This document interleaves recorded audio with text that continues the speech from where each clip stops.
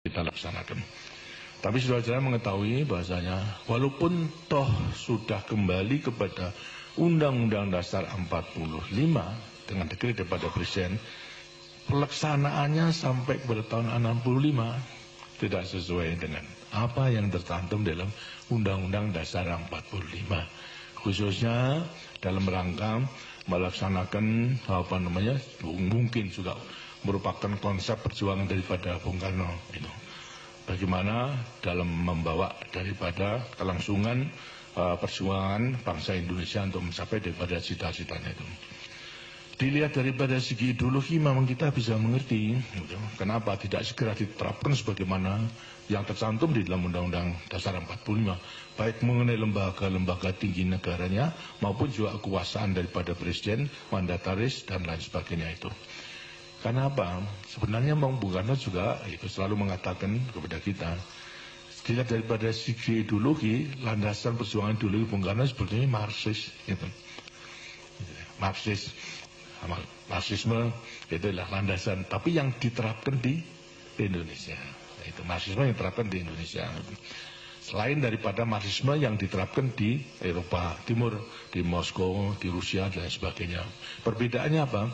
Kalau Marxisme, Leninisme sampai pada komunisme diterapkan di sana adalah merupakan perjuangan kelas. Jadi daripada rakyat pada dasarnya merupakan kelompok yang tidak turut memiliki alat produksi, apa itu pabrik, apa itu tanah dan sebagainya, tidak turut memiliki. Itu merupakan kaum proletar sendiri. Sehingga demikian kaum proletar itu yang sekarang harus disusun untuk memegang kekuasaan, sehingga berlakulah diktator proletariat di negara-negara komunis. Sekarang di Indonesia itu tidak demikian. Walaupun kecil rakyat di Indonesia itu ikut turut memiliki alat produksi, ikut turut memiliki tanah menjadi sumber daripada kehidupannya. Ikut turut memiliki misalnya alat-alat pandai, jahit dan sebagainya. Terus lain. Jadi digambarkan oleh Bung Karno sebagai seorang yang namanya marhen. Marhen itu adalah sepetani yang mempunyai sawah kecil. Karena itu lantas sekarang untuk menerapkan itu diterapkan seperti keadaannya si petani namanya marhen itu, lantas sekarang Marxisme yang diterapkan di Indonesia adalah marhenisme. Tapi pada dasarnya adalah Marxis. Karena itu dalam mempraktekkan mengenai setelah kembali dekret Presiden 5 Juli itu 59, bahasanya ya tidak meninggalkan daripada jiwa dan semangat Marxis itu. Buktinya apa? Buktinya adalah lantas kemudian mengembangkan daripada perjuangan beliau mengenai mempersatukan semua kekuatan dan ideologi. Diajak semua kekuatan dan mempunyai ideologi itu dalam pesta satu meja itu, yang kemudian lantas bersama-sama untuk mencapai cita-citanya itu. Nah, dalam rangka inilah kemudian lantas timbul Nasakom itu, nasionalis, komunis dan agama itu. Nah, ini yang kemudian menjadi pusat daripada kuat pemikiran Bung Karno. Dan ini sudah saya saya ketahui sejak tahun 58. Pada waktu saya menjadi Panglima Divisi Diponegoro. Pada waktu itu beliau mengunjungi daerah dalam rangka saya sebagai penguasa perang. Saya mendampingi beliau di mobil dari Banteng, Banteng sampai kepada kota tempat penginapan. Banyak saya laporkan soal keamanan. Kemudian saya tanya kepada beliau, Pak, karena setelah pemilihanmu pada waktu itu untuk Dewan Kesultanan, ya Pak, ini mengenai PKI di Jawa Tengah itu menang, apakah tidak membahayakan Pancasila? Saya naik itu. Karena ideologi Pancasila sama ideologi daripada komunis dengan sini akan mendirikan negara komunis juga. Dan ternyata sekarang sudah menang, apa tidak membahayakan daripada Pancasila? Beliau menjawab bahasanya bahwa karena kenyataan PKI itu mendapat dukungan daripada ulang kekuatan yang harus kita perhatikan, kita perhitungkan. Karena itu harus kita berjuang untuk menjadikan PKI itu adalah PKI Pancasila. Nah, saya nanya, apa mungkin Pak? Nah, beliau mengatakan ini perjuangan ini bahwa serahkan kepada saya. Kamu udah usah turut-turut gitu. Nah, ya sudah. Di situ saya sudah melihat bahwasanya beliau tidak akan menghilangkan daripada PKI, akan menggunakan. Kemudian apalagi juga setelah kemudian lantas konsep Nasakom tersebut tidak hanya ke dalam negeri, tapi juga sudah dijual luar negeri lewati pidato beliau di persiapan bangsa-bangsa itu. Jadi tahun 58 saya sudah menanyakan apa tidak membayarkan. Nah, kemudian terjadi mengenai soal KUB G30 SDKI, dan secara kebetulan saya mempunyai kepercayaan untuk mendampingi mengatasi daripada keseluruhannya, sehingga saya tinggal saja. Lah Pak, saya dulu kan sudah tanya bahwasanya PKI Pak tidak membayarkan Pancasila. Yang kemudian lantas ternyata sekarang demikian. Tapi beliau masih mengatakan itu mengenai peristiwa G30S dan meninggalkan jenderal-jenderal itu dalam revolusi hanya merupakan suatu hal yang kecil. Yang kita juga agak deg-degan, agak masa meninggal gugurnya daripada jenderal-jenderal hanya merupakan suatu kejadian yang kecil. Baiklah itu. Tapi bagi saya bukan jenderalnya, benar-benar PKI komunis itu sudah mengancam Pancasila. Itu bagi saya. Tapi bagi beliau adalah masih berusaha pada konsepnya untuk mempersatukan daripada ideologi. Karena itu setelah G30S konfliknya itu timbul dalam mengatasi situasi demikian. Ada perbedaan di antaranya konsep rakyat mengharapkan, menginginkan PKI itu dibubarkan karena sudah berulang-ulang untuk mengadakan KUB dan sebagainya. Sedang Bung Karno itu adalah tetap ingin mempertahankan daripada PKI dalam rangka konsep Nasakomnya itu. Ini semua tersirat di dalam dialog saya secara empat mata di antara beliau dengan saya itu mulai 2 Oktober sampai kepada 10 Maret berulang-ulang gitu. Saya terus dimarahi terus saja. Tapi saya dimarahi apa boleh buat tapi untuk perjuangan. Tapi saya tidak menunjukkan daripada sifat menentang. Saya menunjukkan bahasanya, Pak, ini rakyat itu masih percaya gitu. Kalau Bapak tidak menentang arus daripada rakyat, percayalah gitu. Semua itu masih mendukung untuk menyelesaikan revolusi ini gitu. Tapi ya beliau tetap berpegang teguh dan selalu mengatakan, kamu sebagai presiden, saya panglima tertinggi gitu. Harus tunduk pada saya, bubarkan itu kami sama KAPI.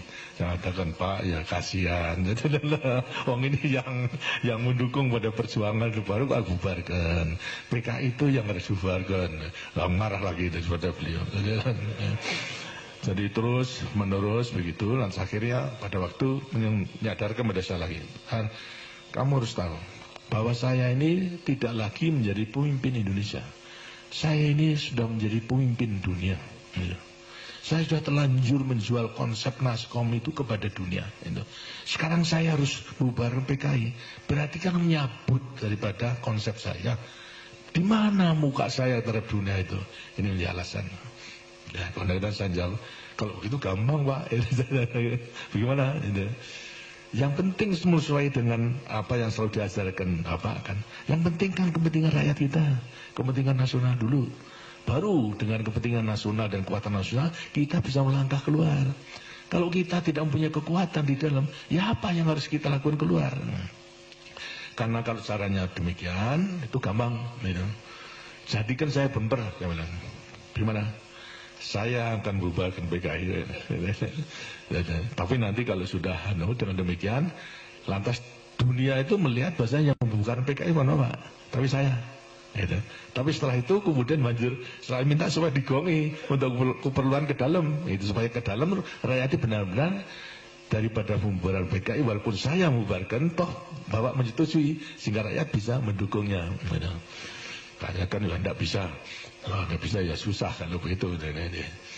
Kaman, akhirnya tanya sudah berulang-ulang itu terus tanggal 20 Oktober sampai kepada 10 Maret, sebelumnya 11 Maret itu. Akhirnya entah beberapa hari sebelumnya 1 Maret itu, perubahan Maret ini. Saya masih belum sakit pada waktu itu, panggil gitu. Berdua Lantas beliau dalam keadaan santai, pakai celana kolor sama kaos saja. Saya mel, itu ada apa? Lantas saya minum dan sebagainya. Akhirnya menanyakan saya sambil jawab, "Har, jane aku ya kok kapake." Dosa saja. Jadi saya jiwa madeg pada waktu itu, Pak. Itu sangat longso kita melihat itu. Lantas saya mengatakan pada beliau, "Pak, jadi Bapak belum ngerti. Begini, kan Bapak sudah tahu kalau saya itu anaknya petani, anaknya orang kecil, gitu. Tapi walaupun orang kecil, ayah saya, orang tua saya itu punya kudangan terhadap anaknya. Itu.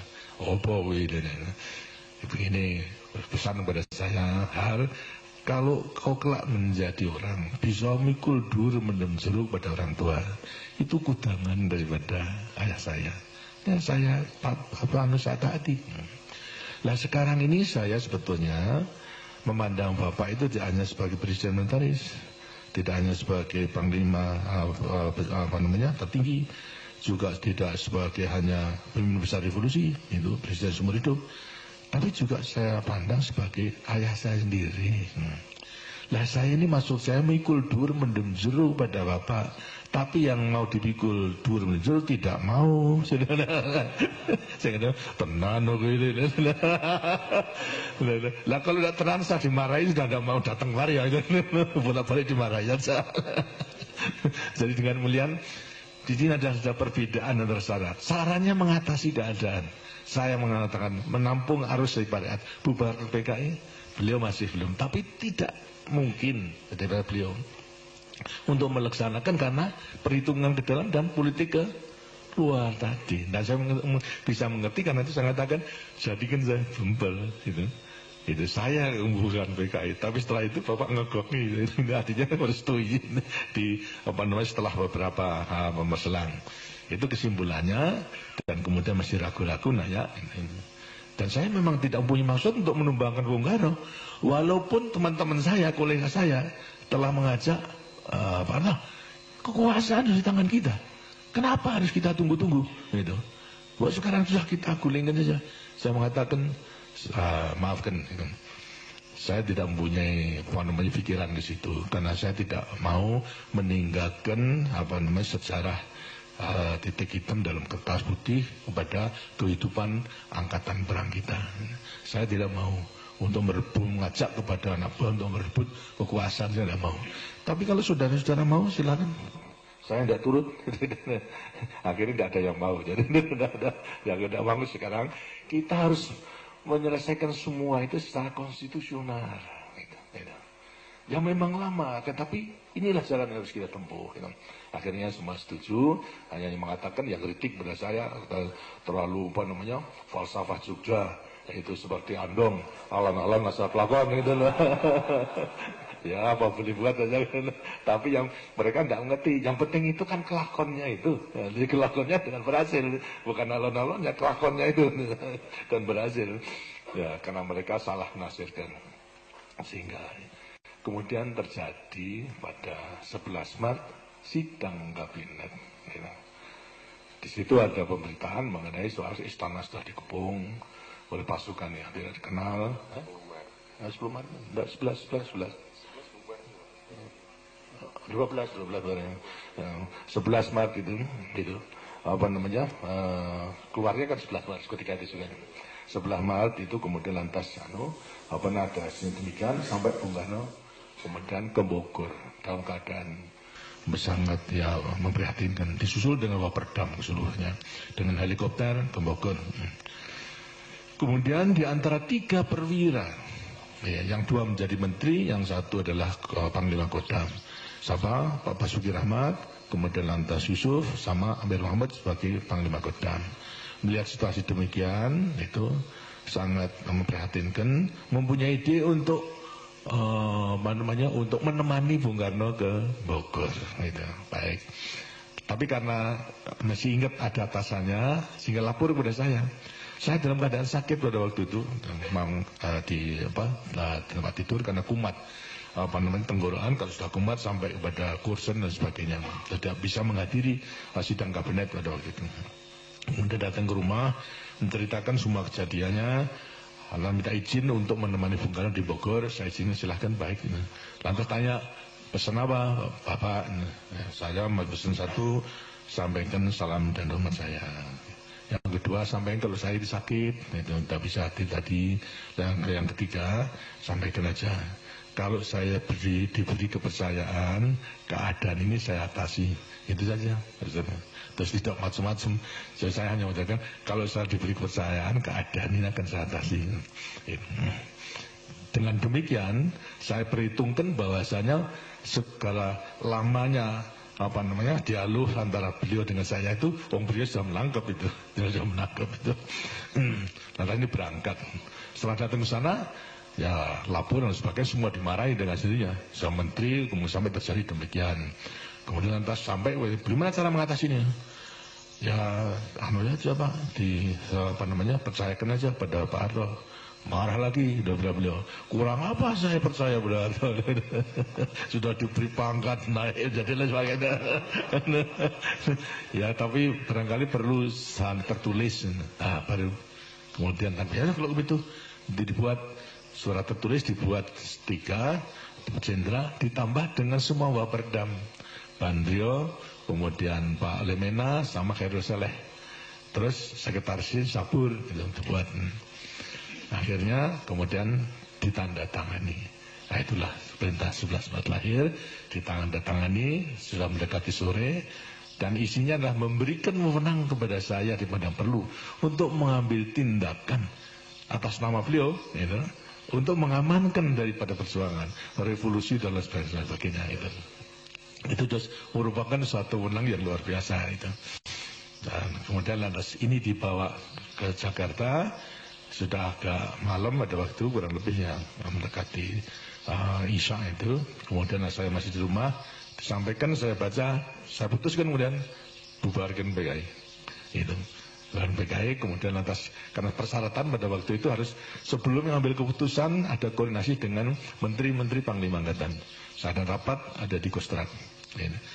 Lama berjalan dan semua perwira dan semuanya telah ditinjau. Pokoknya saya mengubarkan daripada PKI. Dan semua dikonsep. Baru setelah jam 1 malam itu saya tanda tangani. Jadi dengan demikian lantas berlaku daripada perintah mengenai pembubaran daripada PKI tersebut ini. Jadi sudah tanggal 12 sudah tanggal 1 itu. Nah, pagiannya diumumkan, kemudian lantas beliau katanya semua waperdam kumpulkan, dimarahi. Akhirnya dibutuhkan salah satu untuk dikirim kepada saya, Pak Lemena. Tanggal 13 itu dikirim itu. Kemudian tanya ke Haji Salim, karena setelah selesai kemudian saya kembali lagi ke rumah untuk istirahat. Karena Pak Lemena mengatakan, kalau saya manggil saya dan Mas Harto, apa enggak keliru itu bubaran PKI itu? Saya berkata enggak, itu di surat perintahnya tidak ada. Ya memang enggak ada, tidak ada. Gitu. Kalau ada, kalau sudah setuju tuh bapaknya begitu. Pokoknya marah, kita dimarahi. Sudahlah, saya bertanggung jawab. Dia tahu kalau saya bubarkan PKI, dia tahu. Tidak percaya. Kemudian setelah beberapa hari kembali, lantas Bung Karno dari Bogor kembali Jakarta, saya sudah agak baik, saya jemput. Pakai helikopter di muka istana, saya jemput, saya laporkan, Pak, ini keadaan demikian.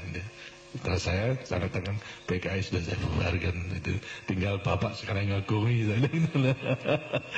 Saya takir bentar, saya tinggal ngagongi. Ya itu nanti pikir dulu itu. Jadi yang nggak marah beliau. Mau saya tahu saya ada bubarkan PKI karena memberikan jalan yang terbaik itu yang sekarang untuk mengatasi keadaan konflik daripada pada waktu itu. Nah, kemudian lantas berjalan pada suatu saat, kemudian lantas timbul adanya upacara kalau tidak salah mengenai Maulid Nabi bulan Juni pada itu Maret. biasa diadakan upacara di istana.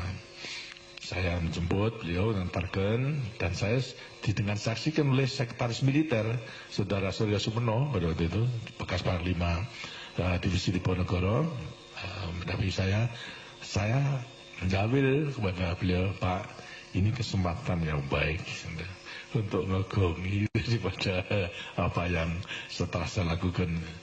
Beliau mengatakan, ya nanti, ya saya sudah senang, ya nanti akan saya lakukan. Karena dalam amanat tentu ada kesempatan. Saya katakan, tidak perlu bosnya yang perintah saya. Tapi apa yang dilakukan Harto itu saya mengetahui. Itu saja sudah cukup. Ya nanti ini. Nah itu ngantarkan upacara pidato daripada beliau, itu amanat. Enggak keluar. Enggak keluar. Kemudian lantas santun lagi di jalanan di antara istana tanya, kok enggak keluar, Pak? Wah, lain kali ini. Wah, ya susah gitu. Nah, kemudian lantas terjadi daripada satu permintaan daripada MPRS mengenai penjelasan dari Presiden mengenai terjadinya G13 PK itu. Ini diminta dikasihkan. Bagaimana atau penjelasannya itu? Tapi yang keluar bukan penjelasan, tapi pidato Nawaksara, ya, sebagai Nawaksara yang mengatakan, yang membela daripada konsepnya. Ya, kemudian nimbul sekarang sudah merupakan konfrontatif antara presiden dengan legislatif. Lah saya sudah tidak bisa buat apa-apa. Nah, itu sampai kepada masih pada waktu itu belum jelas, tapi tidak diterima minta dilengkapi. Gitu. Ya. Masih dilengkapi juga sama saja. Sehingga akhirnya karena tidak diterima, konsekuensinya apa? Ya mandatnya dicabut. Gitu. Nah, kemudian setelah dicabut, bingung siapa ini yang harus melanjutkan daripada ini. Ya mengatakan, ya Pak Harto, enggak, saya tidak mimpi menjadi presiden, tidak mempersiapkan diri menjadi presiden, tidak mempunyai pengetahuan untuk jadi presiden, karena silakan untuk memilih orang lain. Semuanya lantas tidak ada persoalan antara 9 partai tersebut, sehingga akhirnya kembali kepada apa landasan ini. Landasan dalam keadaan darurat demikian, MPS tidak bisa memilih. Akibatnya akhirnya nanti diputuskan, dah kalau itu percayakan kepada pengemban TAP MPRS nomor 9. Karena apa? Super Semari telah dikukuhkan oleh MPRS sebagai TAP nomor 9. Terus mempunyai kekuatan konstitusional. Ya. Pengemban Super Semar yang telah ditetapkan menjadi TAP nomor 9 sekarang melaksanakan kefakiman tersebut, diangkat sebagai presiden. Saya katakan, ya, karena saya tidak sanggup, dan itu bang sebetulnya pengemban TAP MPRS yang ditugaskan, saya minta supaya diangkat menjadi penjabat saja. Gitu. Jadi penjabat itu ada sejarahnya, gitu. Karena saya tidak menyanggupkan diri untuk menjadi presiden. Gitu. Jadi pengemban TAP MPRS nomor 9 sebagai kelanjutan daripada Super Semar itu sebagai penjabat presiden. Gitu.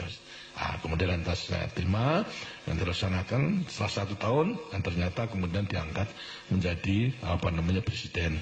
Walaupun juga MPRS pada waktu itu terus tahun 68, terus tahun 68 tidak bisa melengkapi dengan satu GPN, tidak bisa.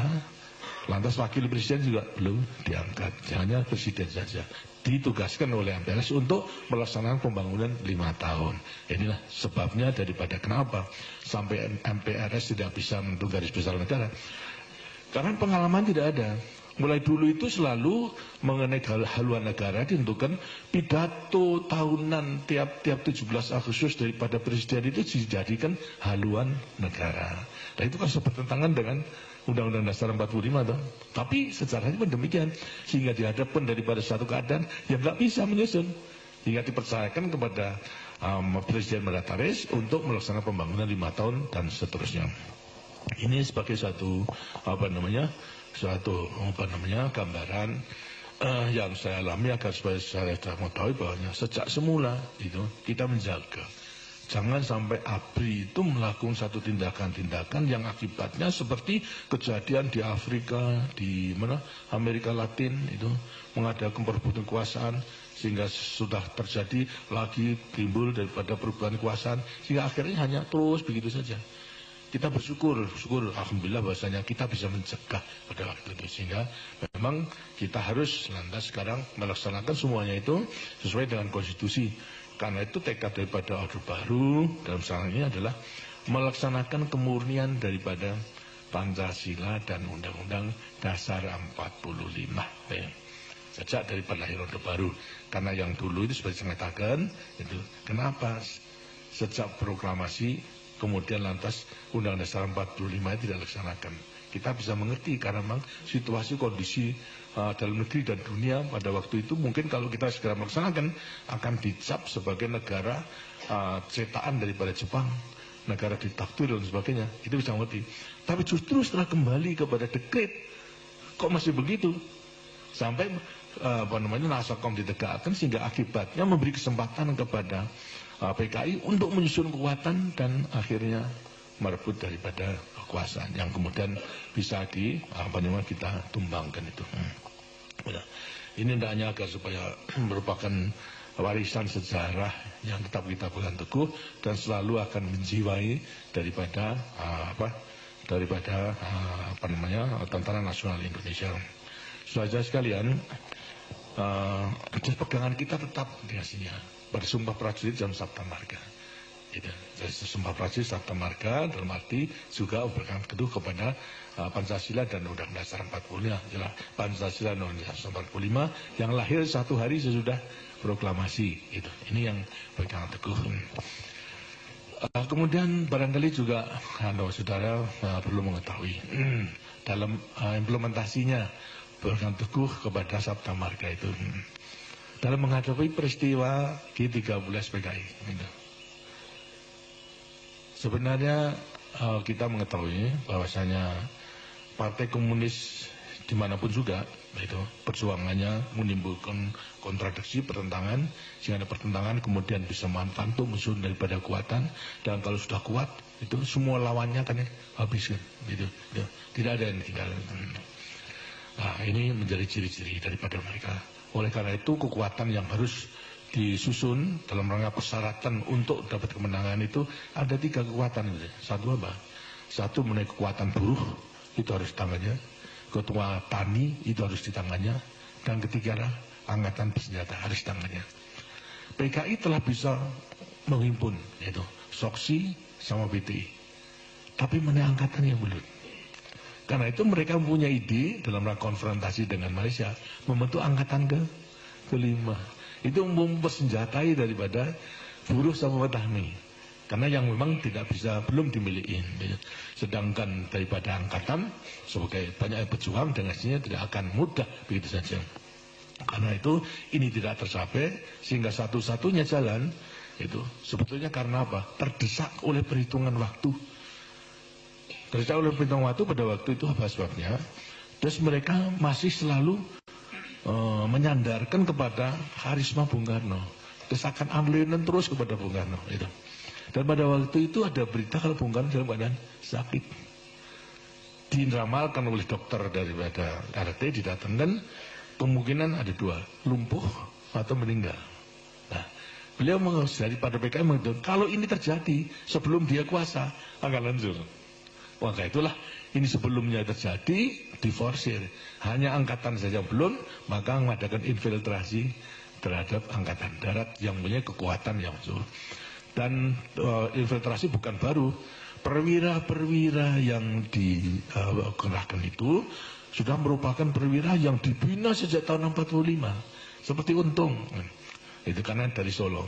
Saya mengetahui bahwa Untung itu batalionnya, Batalon 44, Batalon Tigdo, yang juga saya komandansinya pada waktu itu telah diadakan indoktrinasi politik sejak tahun 45 oleh tokoh PKI yang namanya Alimin. Tokoh tertua setelah Tan Malaka itu adalah Alimin. Kemudian baru Muso. Ini terus menerus. Sehingga setelah tahun 45 semua komandan regu ke atas itu politiknya, ideologinya adalah komunis. Tapi dalam rangka memperbaiki, kita latih dan sebagainya, itu apalagi pada waktu saya di Solo semua saya latih supaya dipisahkan di antara ideologi sama keprajuritan, dan itu berhasil. Tapi nyata terus dibina sehingga pada akhir membutuhkan, terdesak oleh keadaan, perwira-perwira inilah yang digunakan. Secara kebetulan semua sudah di Jakarta, gitu. Dan memegang kunci-kunci yang penting karena memang rupa-rupanya ada persiapan ke arah situ. Jadi pada waktu pengumuman pertama bahwa Untung melakukan kegiatan itu untuk menghadapi gerakan Dewan Jenderal yang mengadakan coup terhadap Bung Karno, itu saya bisa baca itu Untung itu dulu PKI, gitu. Tapi dia mengatakan seolah gerakan daripada menghadapi Dewan Jenderal. Dengan Dewan Jenderal sebenarnya tidak ada. Yang ada itu Wanjakti, Dewan Jabatan dan Kepangkatan Tinggi, di mana saya duduk. Ya tidak pernah membicarakan mengenai soal politik, tapi mengenai soal jabatan sama kepangkatan aja. Dan itu sudah mengadakan menyalahgunakan itu. Kemudian lantas terjadi itu pada waktu itu adalah, kalau dilihat dari segi kekuatan, saudara-saudara mengetahui bahwasanya susunan Kostrad dulu itu hanya kerangkanya saja. Komando Kostrad, komando tempurnya brigade. Batalon-batalonnya itu masih di kodam-kodam. Kalau diperlukan saja kemudian tes. Tapi kalau tidak diperlukan, saya sudah mempunyai kewajiban untuk melatih mereka itu menjadi satuan tempur yang baik. Jadi saya telah ada hubungan dan mereka melatih. Pada waktu menghadapi peringatan Angkatan Bersenjata tanggal 5 Oktober itu tahun 65, pada waktu itu 3 batalion ditarik ke Jakarta dalam dihimpun dalam satu brigade untuk ikuti parade itu. Batalon 530 dari Jawa Timur, 454 dari Jawa Tengah, Batalon 328 dari Jawa Barat, semua parade. Lini antara lain 2 batalon itu telah digait oleh G13PK. Tinggal 1 batalon saja. Karena itu saya usahakan supaya dipisahkan. 530 bisa dipisahkan. Tapi 454 tidak bisa. Karena saya beri waktu pada waktu komandannya. Komandan batalionnya ada di istana, wakilnya saya panggil, saya beri penjelasan sendiri bahwasanya kamu ditipu oleh Untung ini. Keadaannya demikian. Jadi kapalnya supaya sadar, sekarang kembali kepada Kostrad. Saya beri waktu, kalau jam 6 belum menyatakan kembali, ya terpaksa hadapan dengan Kostrad. Gitu. Akhirnya 5.30, jam 2 itu sudah gabung. Tapi 454 belum, sampai jam 6 meninggalkan. Tapi 2 kompi setelah jam 10 malam, dia menggabung. Dan tinggal 2 kompi. Kemudian lantas terus mendukung daripada perjuangan kelanjutan daripada G13PK itu. Jadi saudara-saudara, supaya mendengar bahasanya, sebetulnya daripada segi kekuatan, saya tidak ada kekuatan, hanya kerangka saja. Tapi setelah saya mengetahui Untung yang memimpin, dan saya bisa menilai bahwa ini di belakangnya mesti ada. Kemudian lantas putusan saya pada waktu itu untuk segera membungkem RRI, membungkem RPKD, lantas saya tunda, jangan, sudah biarkan saja. Mereka mengadakan statement supaya rakyat mengetahui bahwa tidak hanya pada menghadap Dewan Jenderal, tapi apa yang menjadi tujuan itu. Sehingga kemudian mulai melakukan satu penurunan pangkat. Daripada kolonel ke atas turunkan, karena dia paling tinggi Panawesta atau Godongnya atau itu diturunkan. Jadi saya juga harus turun pada waktu itu. Lantas kedua juga mengenai bentuk Dewan Revolusi, lah sudah itu. Kemudian lantas pemerintah sementara dan sebagainya, sudah semuanya leweng. Baru setelah diumumkan, supaya maksud saya rakyat mengetahui apa latar belakangnya itu. Terus politik, karena itu setelah semua dihaji, jam 6 diadakan, sebelum jam 7 malam diduduki RRI. Kemudian mengumumkan daripada pengumuman saya dan pidato saya. Jadi di sini saya hanya pegang pada apa pada waktu itu. Soal jelasin pada staf. Saya perhitungkan ini di belakangnya daripada Untung ini PKI pasti.